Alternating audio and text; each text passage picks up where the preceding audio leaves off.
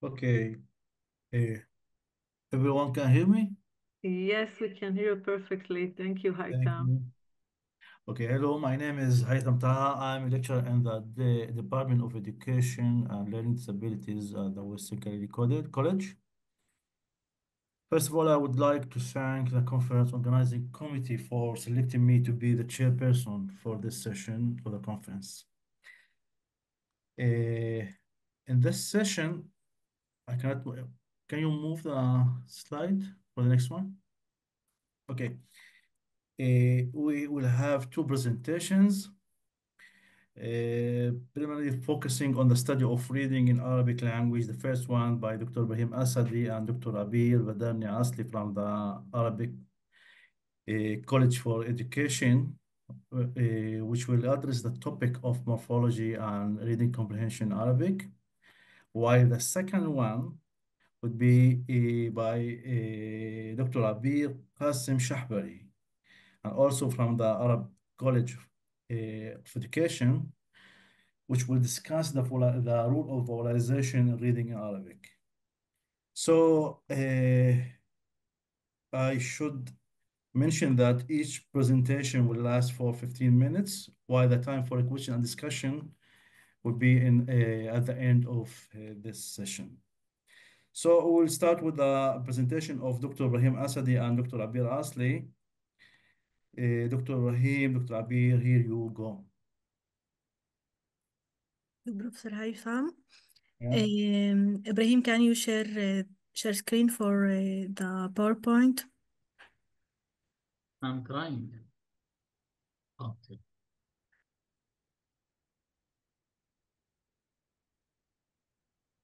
Okay.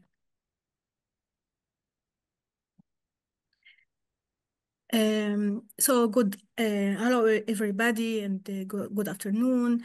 My name is Abeer Asli, and I would like to present this research in collaboration with Dr. Ibrahim Asadi and Professor Vaknan. This research focuses on how does morphological density influence reading comprehension in Arabic. Our goals were as follows. First, to examine the influence of morphological density on reading comprehension in Arabic. And second, to compare the impact on typically developing children compared to children with reading disabilities. Indeed, reading comprehension is a complex skill that involves multiple processes. The simple view of reading breaks it down into two main components: word decoding, which is the ability to translate graphemes to phonemes, and oral linguistic comprehension, which refers to the capacity to understand and process spoken language. It consists of three core subcomponents, for example, vocabulary, morphology, and syntax. Each of these subcomponents plays a crucial role in reading comprehension.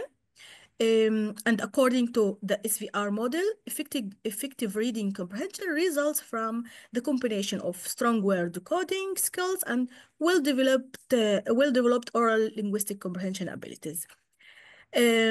Actually, increasing evidence suggests that morphological awareness contributes to reading comprehension in Semitic languages at an early stage of reading development.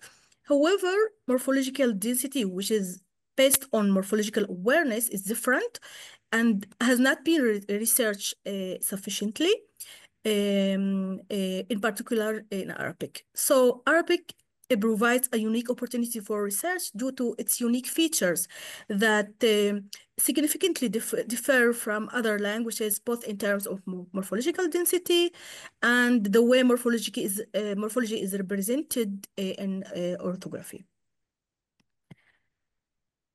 Can you skip, Brahim, to morphological features in Arabic? So morphology in Arabic is particularly complex and significant due to its language's unique features. The first feature is its rich morphological system. Arabic is Semitic, root-derived synthetic language. It has both derivational and inflectional morphology. Inflectional morphology alters grammatical functions without changing word class. for example, plural forms or possessive forms, while derivational morphology creates new words from base morphemes, like, for example, the verb kataba in Arabic, which means wrote in English, is derived from the root kataba and the pattern. So morphological density is the tendency to use bound morphemes, creating dense word. For example, the word in Arabic سأعلمه is very complicated and complex morphologically, and is equal for 4 words in English, which means I will teach them, while in Arabic is 1 word, سأعلمه. Morphological awareness is crucial for determining word meaning, more critical in Arabic due to its dense morphology, diglossia, and orthographic depth. This complex morphological awareness is particularly important for reading comprehension in Arabic compared to other languages. So we have the second feature which challenges Arabic is diglossia, which refers to the coexistence of linguistic gap between spoken Arabic and standard Arabic, while spoken Arabic used for formal reading and writing, while spoken Arabic is used for daily communication and informal settings, and standard Arabic used for formal reading and writing and formal settings and explicitly taught in schools. And this linguistic distance between spoken Arabic and standard Arabic creates challenges in early reading. The third feature is orthographic depth. I will skip it because it's not the goal of the current study. We have to remember that Arabic is high morphologically dense, which increases cognitive load, and it needs processing time for decoding and comprehension. So we have a research gap. Previous study focused on morphological awareness, but not density. Arabic is a Semitic language, requires further exploration due to, first, its unique orthographic and morphological structure. Second, challenges in reading comprehension for children, particularly those with disabilities. So the current study focuses on the impact of morphological density on reading comprehension in Arabic among typically developing children compared to children with reading abilities. Ibrahim, can you continue? Okay, thank you. Okay, our participants were 182 children from 5th grade. Children were sampled from 6 regular education schools from located in the north of Israel. 1 class was sampled or selected from each school, and all the children in the selected classes participated in this study, included both those with reading disabilities and the typically developing children. The children with reading disabilities were diagnosed by a school psychologist or a specialist in learning disabilities. Each class, there were about 6 children with reading disability, with a total of 36 children with reading disabilities. To test reading comprehension, we used 3 different texts. Each one have 10 questions. Each text was tested in 2 different sessions using different versions of the same text that differ only in their morphological density. One text was with high morphological density and the other was with low morphological density.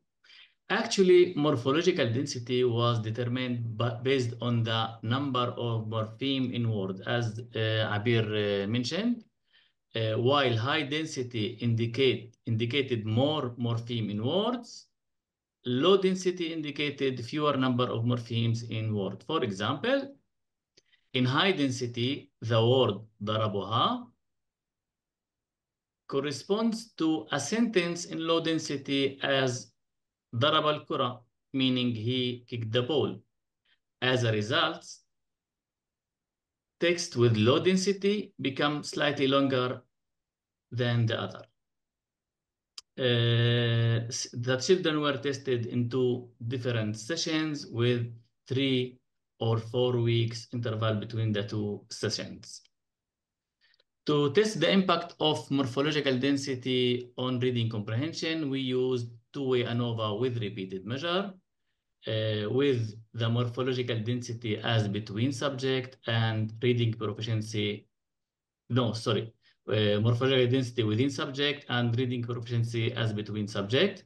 As we can see, a main effect was obtained for morphological density, showing higher performance for text with low density, regardless the groups. And a main effect was obtained also for reading proficiency, where typically developing children perform better than disabled, regardless the type of text.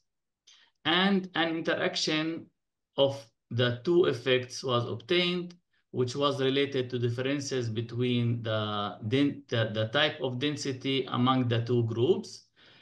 Actually, while no significant differences in typically developing children was observed, this was not the case among the disabled children who performed higher in text with low density.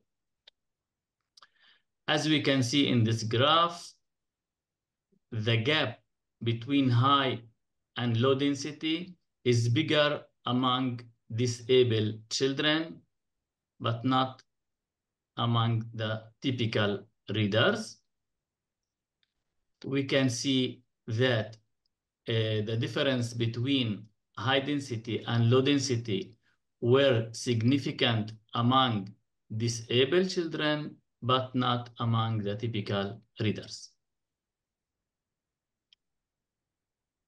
Our finding highlights the impact of morphological density in reading comprehension in Arabic and suggests that children with a high level of morphological awareness are better able to segment dense word compared to children with low levels of morphological awareness. This finding actually suggests that maybe explained by the fact that children may need more time and more cognitive resources when reading and processing and segmenting the morphological units in reading text with high morphological density, which negatively impact their performance in reading comprehension. The differences between typically developing children and disabled children in reading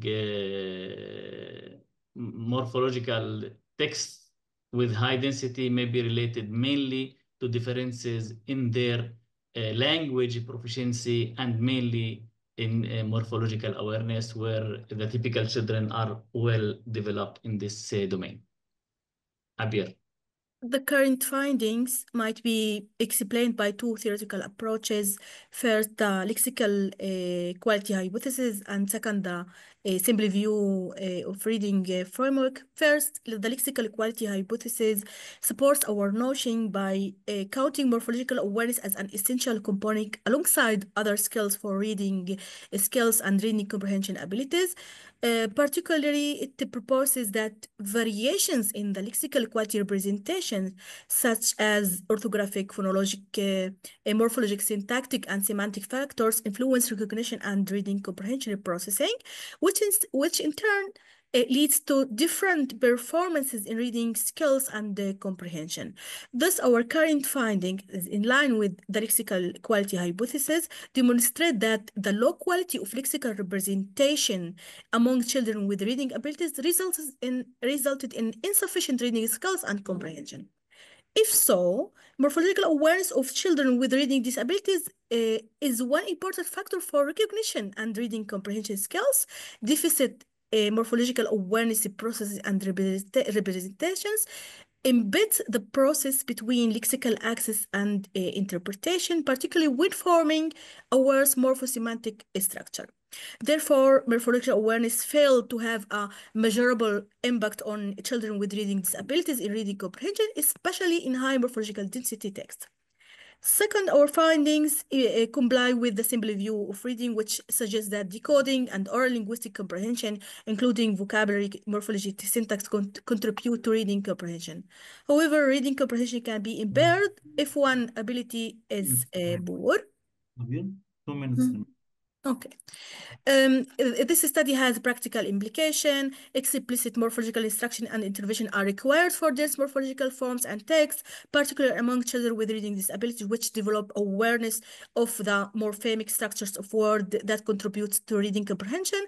The results also provide a valuable guidance for parents and teachers by encouraging children to engage in reading storybooks, which can contribute to the development of their morphological knowledge and enhance their reading comprehension skills, as well as incorporating structures with this morphology in speech interactions with children can further reinforce their understanding of morphemes and their usage. We have also limitations. Transparent or pointed text use and pointed text need examination, need for studies across various grade levels and cognitive skills, and we need to explore vocabulary as a mediating variable. So we conclude that morphological awareness is really crucial and important for reading comprehension in Arabic. And educational interventions should focus on morphological skills to support children with reading disability, with reading disabilities. Thank you. Thank you so much, Dr. Abeer, Dr. Ibrahim Asadi.